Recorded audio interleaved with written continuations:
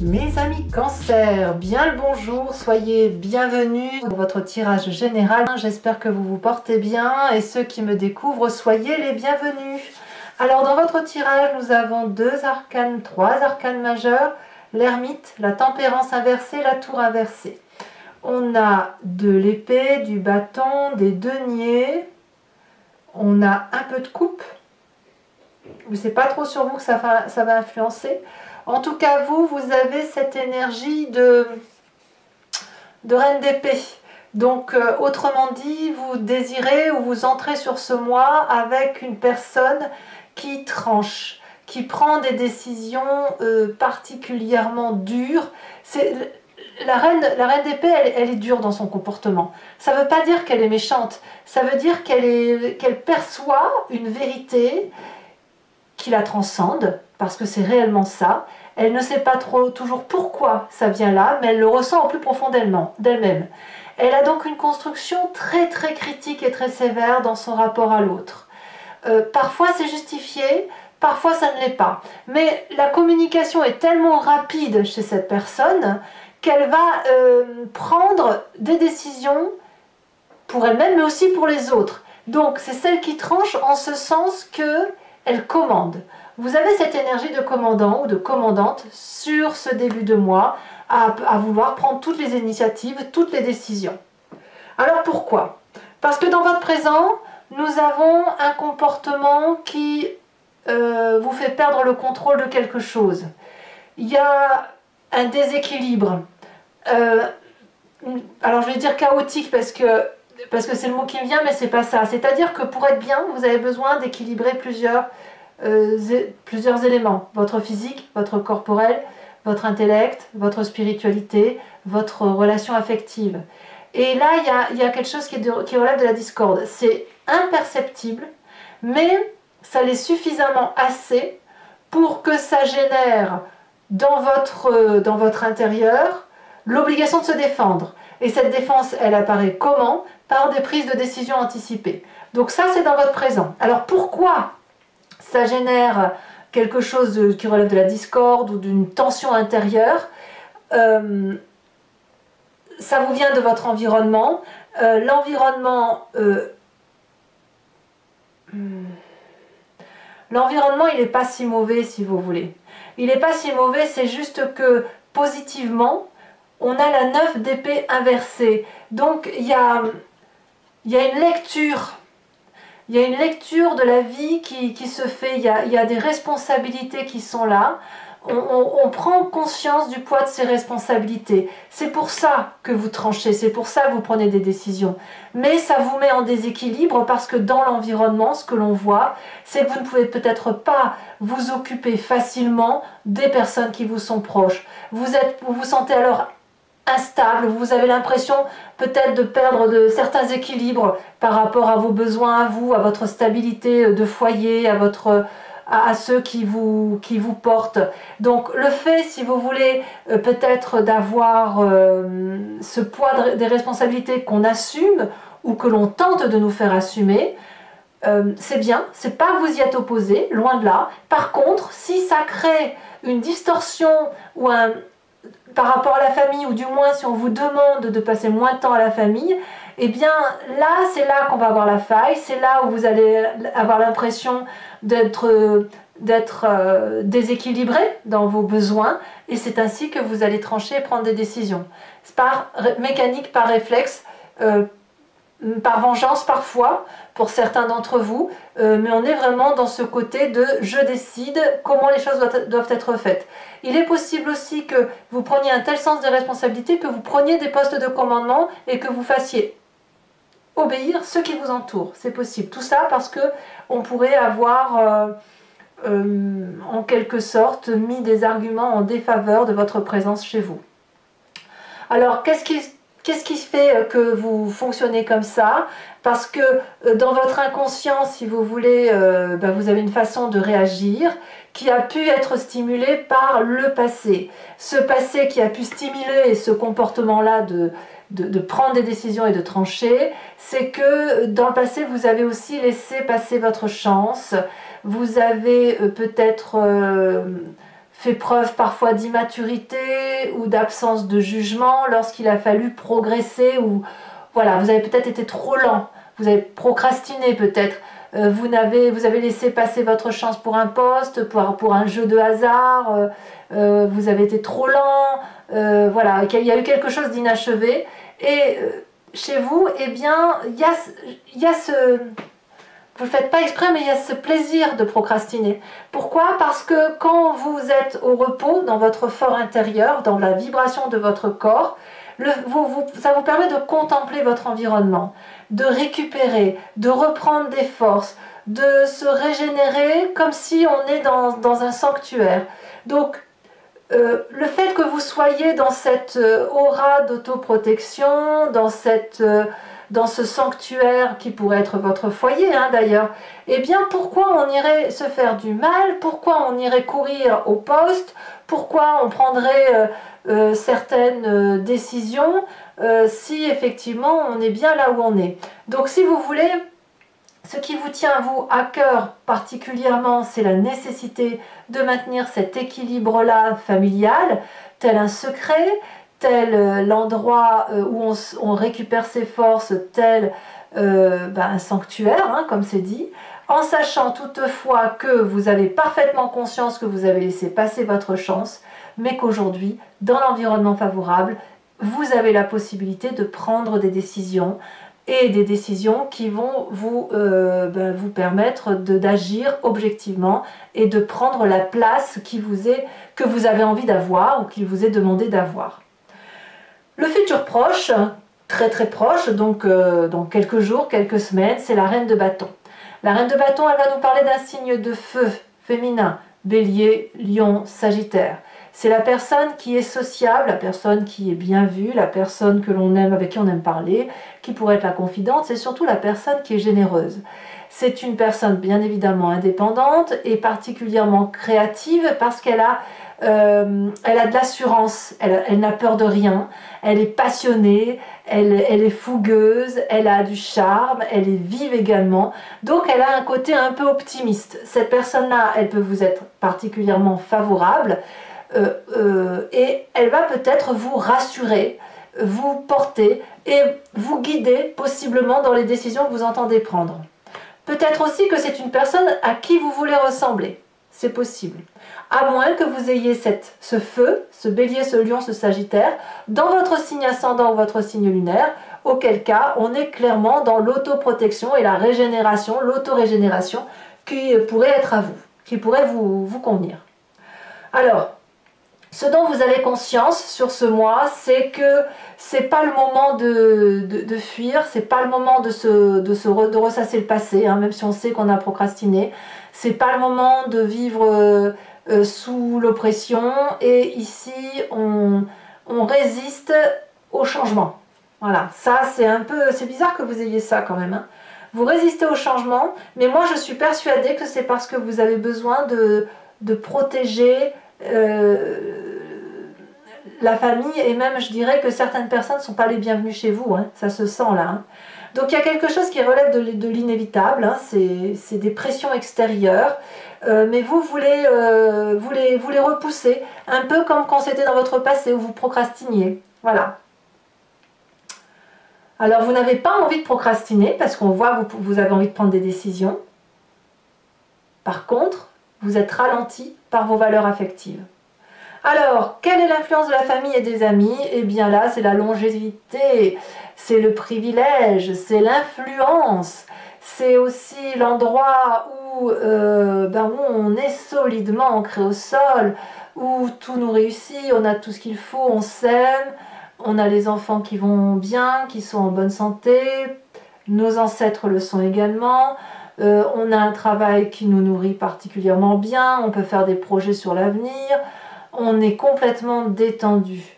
D'ailleurs, on est tellement détendu qu'il est possible qu'on ne voit pas l'intérêt d'aller chercher le bonheur ailleurs, d'aller chercher plus d'argent ou de prendre un poste à plus haute responsabilité.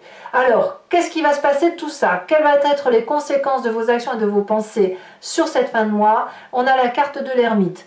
clairement, vous allez chercher à rentrer chez vous, à nouveau. Hein. Donc, c'est au-dessus de l'autoprotection, c'est au-dessus de l'anidation. Là, c'est une réflexion sur votre comportement que vous allez avoir, parce que vous allez avoir besoin de comprendre cette mécanique, ce fonctionnement, parce que vous savez que vous devez prendre des décisions, mais vous refusez de les prendre.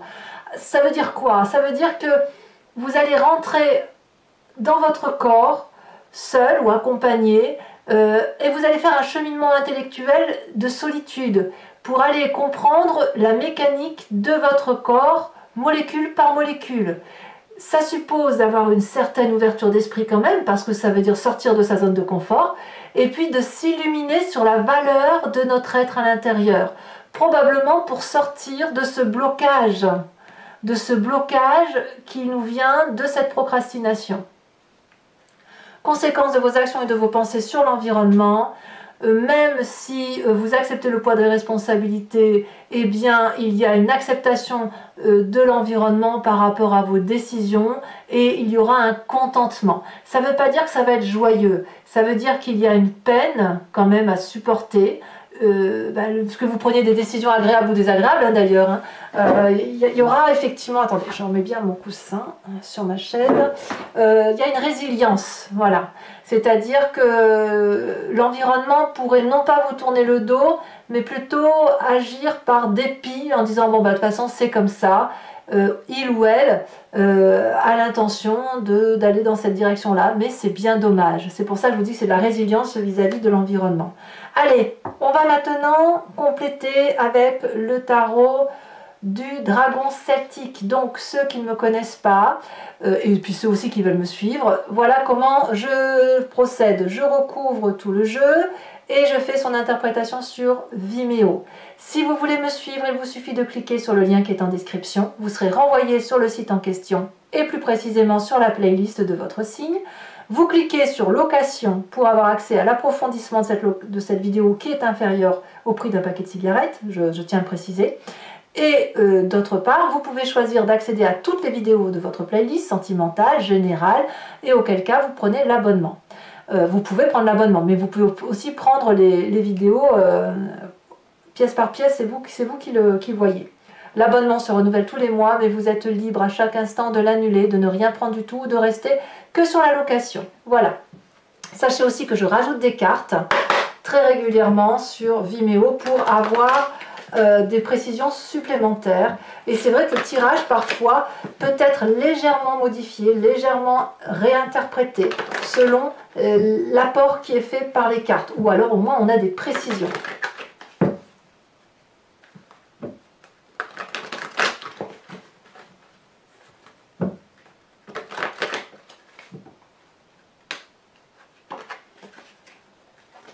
Vous réalisez peut-être qu'on attend beaucoup de vous, hein? Peut-être. Alors, je prends celle-ci parce qu'elle s'est retournée en premier. Nous avons la reine de bâton. Reine de bâton que l'on retrouve littéralement ici. Donc, il y a soit une alliance avec cette reine de bâton, soit c'est vous-même, hein, si vous portez du feu dans votre ascendant, votre signe lunaire. Force, la 8 de bâton. Faiblesse, environnement de faiblesse, on a... Oh bah alors, un message clair pour mes amis cancer. Si elle veut se détacher. Le soleil. Le présent, la vallée de coupe. L'inconscient, la 2 de denier. Et oui. Je ne suis pas surprise. Le passé, la reine de denier. 3 reines hein, quand même, c'est beau. Hein. Concernant le futur proche, la justice, règlement de compte avec la reine de bâton, ou soutien de la reine de bâton dans le cadre d'un procès peut-être. Sur votre état d'esprit, l'ermite, c'est incroyable, hein, l'ermite que l'on a ici et que l'on retrouve sur la fin de mois. La famille, 3 de bâton, il n'y a pas de souci, toujours du soutien. Conséquence de vos actions et de vos pensées sur vous-même, l'ermite. Ouais. et conséquence de vos actions et de vos pensées sur l'environnement, la 6 d'épée. Alors, je vais également faire l'interprétation d'un tirage du grand jeu de Mademoiselle Lenormand. Il vous suffit donc ça sera fait sur Vimeo bien sûr, il vous suffit de réfléchir à une question ou de vous laisser porter par cette histoire, par ce que je vous raconte, si ça vous parle. Voilà. Et je ferai l'interprétation bien sûr sur Vimeo. Allez.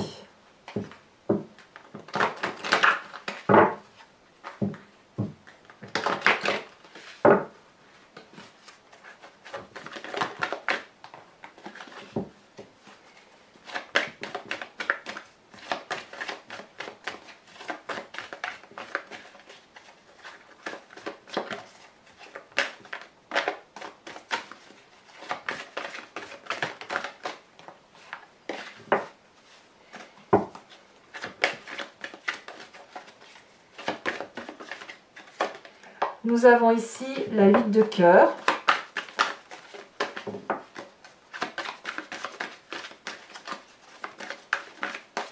On a ici, deuxième carte, la 7 de pique. Ici, elle se détache, on a la 6 de carreau. On n'est pas très tendre.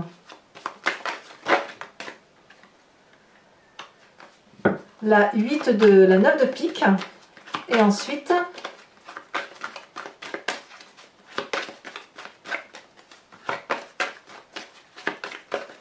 elle se détache, la 2 de trèfle. Je vous tire maintenant les cartes conseils OH, décan par décan. Et bien sûr, je vous ferai la lecture sur Vimeo, sachant que je peux aussi rajouter des cartes, les petites cartes d'interprétation, pour avoir des précisions. Allez, hop. Premier décan, elle a déjà sauté. On me parle de se libérer de quelque chose. Deuxième décan. Il y en a trop. Je voudrais un message clair pour le deuxième décan en cancer.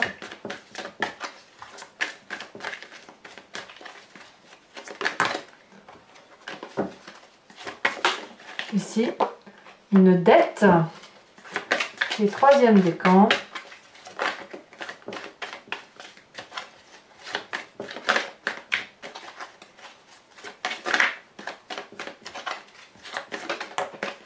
Troisième décan, on me parle de l'affection. Allez, carte support, enfin carte complémentaire plutôt. Donc c'est celle-là que je peux rajouter hein, sur Vimeo.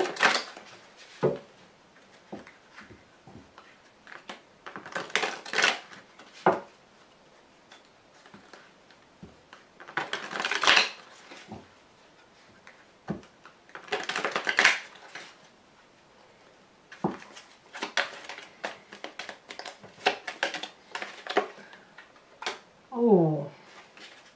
Donc ça sera pour mes premiers décans. Pour mes deuxièmes décans,